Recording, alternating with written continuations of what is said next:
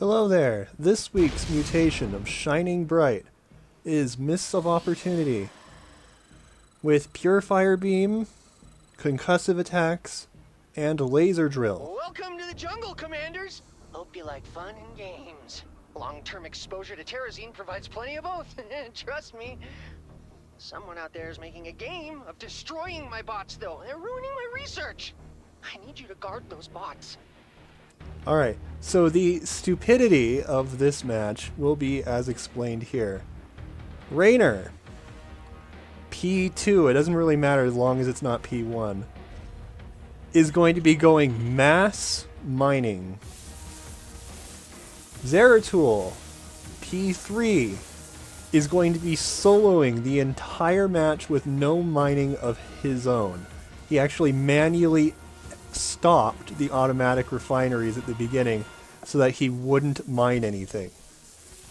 Now, because these probes can't do anything, they're just going to open the expansion shockingly fast. As we're hoping that it's not Shadow Tech, but I don't know, we don't know yet. Now, this is going to be a testament to mules.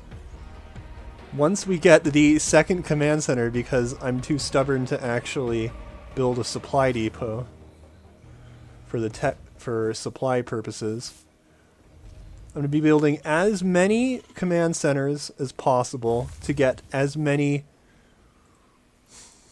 orbital commands as possible, to use as many mules to get as much resources, and then quit the game to give all my resources to Zeratul so that he can beat this entire match without mining anything by himself. So this is the ultimate quasi-solo match. The stupidity of what we're doing is not without effect. So while Zeratul is sort of trying to figure out what to do, Raynor, the priority here is honestly to get a lot of gas. What Zeratul wants to spend his money on is a lot more gas intensive than mineral intensive. Now, the first attack wave will always spawn before Zeratul, and this, being, mech, is slightly fast. So he sent the probes, because they can't do anything with them, to distract the aliens, basically, while the command center tanks pretty much everything until Zeratul can get out and clean house with P2 superiority, as he is now looking for the artifacts. Now, this mutation, there is a laser drill up here. The laser drill will attack anything that the enemy has vision on. Zeratul is technically cloaked, so the laser drill cannot work on him if they don't have detection. So as you will see here, he can just sort of get through just fine. Problem is, Amon will almost always have detection. Now, anything the laser drill or an enemy hits, for that matter, will be slowed. As you can see, Zeratul cannot move. The triple tap is this little thing. This will just sort of rush in, and because your army is slowed, will wreck it. This is an unfortunate combo for most armies. Zeratul, because he has Blink, can get by pretty effectively. As you can see, Zeratul is handling pretty much all the attack waves. There will be no more attack waves out, so he's going to move in, touch the other defenses. Raynor is setting up the expansion that he opened earlier with the probes, and is mining the gas from the main base. He's also gotten out orbital commands and is now pumping out mules. So we are going to be able to see resources as they come by. The big thing that we want is gas. Minerals are going to be spent largely on more command centers for more orbitals so we can get more gas in a heavy pump. Now, Zeratul, having spare time, opens the last expansion. so that Raynor can set up and get even more gas for him while time goes by. The other unfortunate reality about Mist is this match is going to take forever. So, Zeratul has both his artifacts now. We have a fully powered Zeratul P2 going ham. And as you can see, because it's Terran, they can just sort of scan for him. However, this is actually the best race we've found to fight with a Zeratul solo. The reason being, if it was Zerg, Creep Tumors would be giving random vision for all of the units that he would eventually pump out. And if it was Protoss, it'd be the same for Observers. Terran, while they have scans, are probably the most lenient. So Zeratul's not going to get any more powerful, and because he can't mine any resources, he's not going to be able to do anything besides hero only for a while. Luckily, Zeratul P2 is ridiculously good and can easily handle, you know, the early game, especially with this comp. Now, Raynor is setting up a lot of orbital commands. The more orbital commands, the better. And it's just going to be pumping out mules to get those minerals up eventually. As you can see, the gas is slowly going up. Now, Zeratul right here sees that an army is going to come by, needs to snipe him. The drill, unfortunately, can target the harvesting drone. The purifier beam cannot hurt the harvesting drone, which is like the one saving grace of this mutation, because if it did, oh boy. Now don't let them get away from you. So, you know, gas going down there. We're the stupidest mining in the world right there. No mules yet, but the energy is building up for them. So, you know, once the mule party starts, the mule party will start. He is sniping out the defenses with the tornadoes. There is an attack wave right there that he wants to take out. The selection that he used for the top bar, Void Suppression Crystal, because, you know, it's the Void Suppression Crystal, and Blinking, which he'll be using a lot of, obviously. Looks like we're making progress. It's gonna take more terrazine than He's that going to whittle finish line. down the defenses with his tornadoes from a nice, safe right. distance. Once you've taken out the Raven, they can't see him. They do have scans, but they'll use those later. Looks like there will be more As you can geysers see, soon. mules are down, so the minerals are going way up very fast. Just a lot of mules. Not enough, though. We don't have nearly enough mules. Taking terrazine directly out of the majestic Belshear gliders. You might want to stop them if you can, commanders.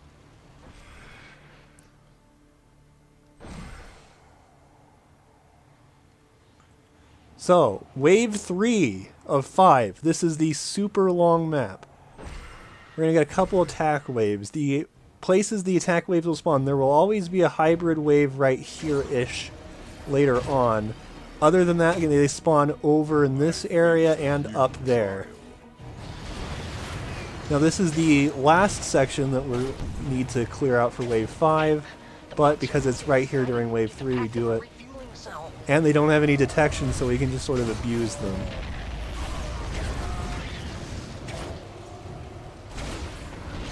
They're coming after my bots. Stop them, commanders! The teleportability does help getting around, but slow movement is slow movement. We need blink. Unfortunately, the enemy attack waves simply don't have detection, which means there's nothing they can do against Zeratul. Terrazine won't last forever. If you want to save it, you'll have to do it before it's completely If you drained. look, mules are doing effects. These resource crystals are roughly a bit more than half of what they started with at this point in the stage. And slightly less, too. Zeratul, 211 kills already in 13 minutes. There's nothing they can really do to him. The second Pure Fire Beam has spawned. It is attracted to Zeratul even if they can't detect him, but as long as he stays out of the way, there's nothing to do. Since they can't detect him, the beam can't hit him. Zeratul also saved one single probe that is currently patrolling for later from the suicide run to delay. The big hybrid attack wave is spawned.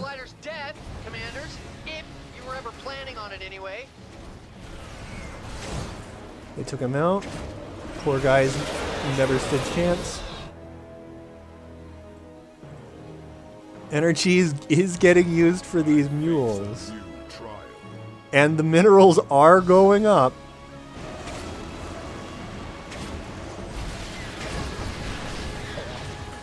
Great job, commanders. My bots are safe and sound. Do you do this sort of thing often? Yeah. My enemies close in. These little buggers. Well, that's one dead whale. It's probably endangered, you know? Our base is in peril. We should protect it with all we have. Now this attack wave on the stage is notable for having a lot of scary hybrid in it. Now, in order to take on that hybrid, the Rainer quits so that he can use a Void Ray calldown to spam them. Right before he quit, Rainer moved all of his units to stop mining so that the resource pickup rate is still 0. Zeratul has technically never mined anything. Looks like I won the bet this time, Belshear. Now, given their unfortunate amount of detection, there's nothing they can really do against this Zeratul, and the hybrid wave goes down. It is also at this point that he now needs to make an army. Void Rays just won't be enough. He's looking at everything I have, and he has now queued up all of my command centers so that he can use it for scanning. Which, you know, it is something you're allowed to do. They do technically belong to him now.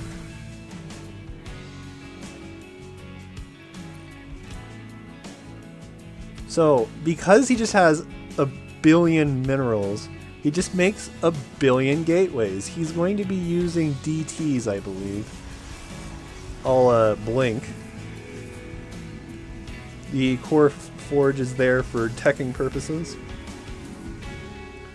And then once that goes down, immediately a void shrine.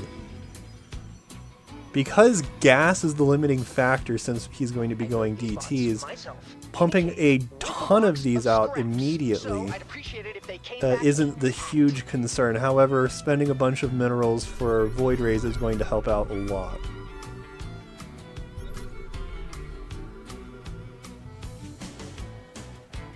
Poor Zeratul over here getting ominously close to a Purifier Beam. Have they no respect for science? These poor Hellions. Please, stop the enemy from breaking my stuff! Also, the physics. It's interesting physics.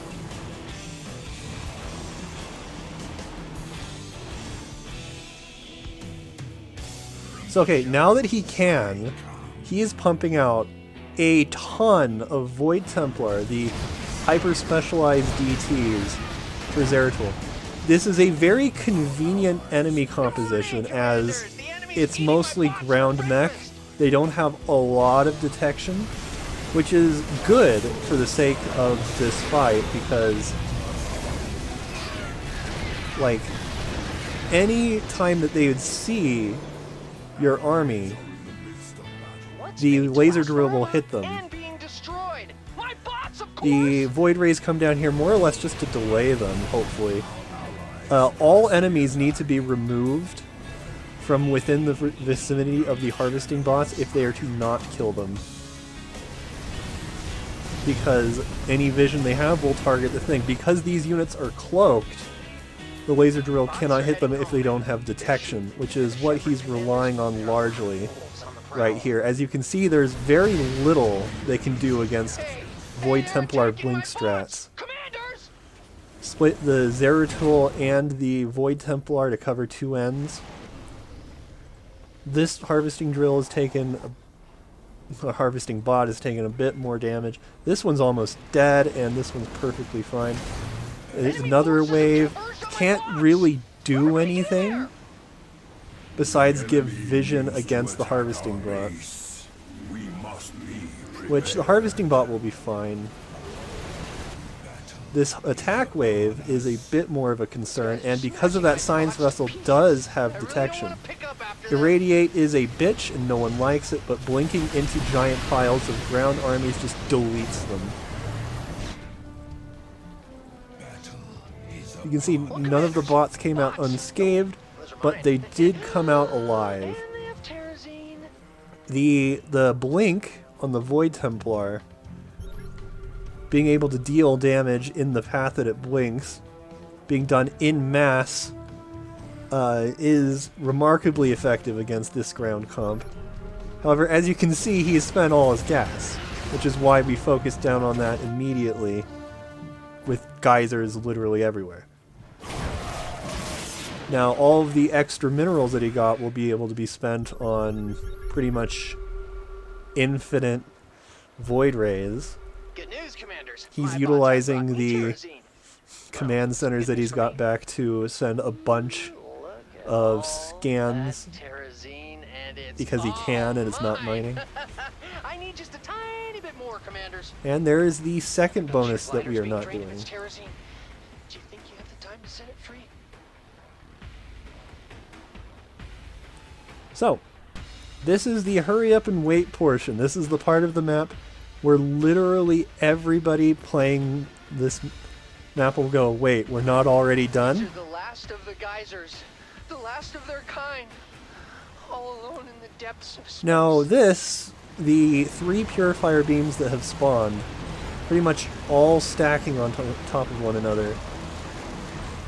That's just sort of how purifier beams go. They follow your army, but because your army will generally be in one spot, they all sort of clump together eventually, unless you're being really weird about this. Now, as you can see, the purifier beams slowed down the Templar, but like they could still run faster than them, so it's not too big a concern. Now he's just sort of microing with himself because he's bored, while we wait for the drones to figure out what they're doing. The Belshir glider's life. Try not to forget about it. Being forgotten sucks. Bots away! What? I thought it was funny. Belshir laughs every time I tell it. Now, if we really wanted to like mine out the map, as you can see, there are plenty of resources left. Raynor could have gone even more command centers, but as you can see, minerals aren't too big of a concern and this got as far as we needed. The poor enemy attack waves, again with no detection, can't do anything against like this blink strats, as they just delete them. Can't you keep a hold of aggro? Now he's putting Raynor, like, you know, over there while he's leading with the Void Templar.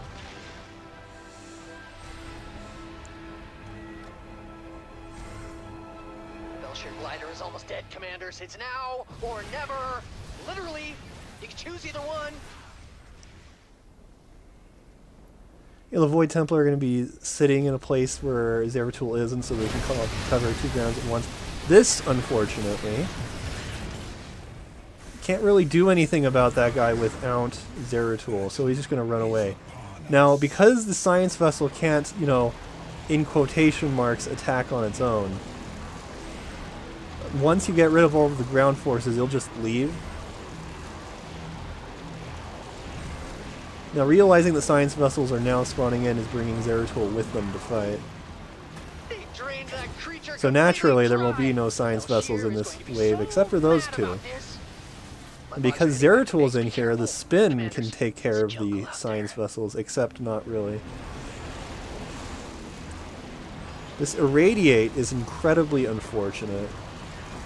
And it's not something we really want to deal with.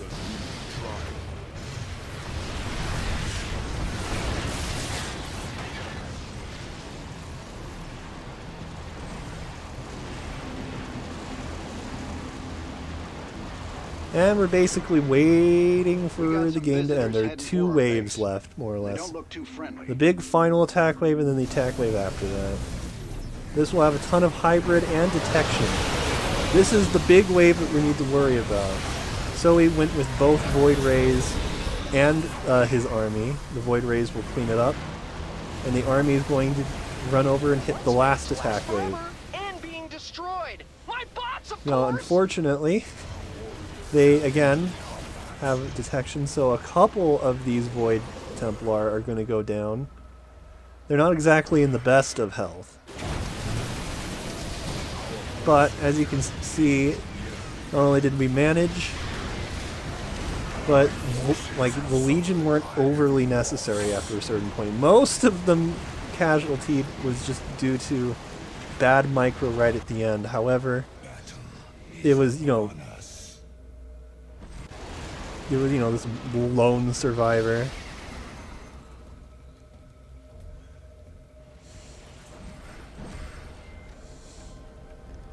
That's it. That's all the drones, and that is a quasi-Zeratul solo with no mining by receiving it from the other player quitting.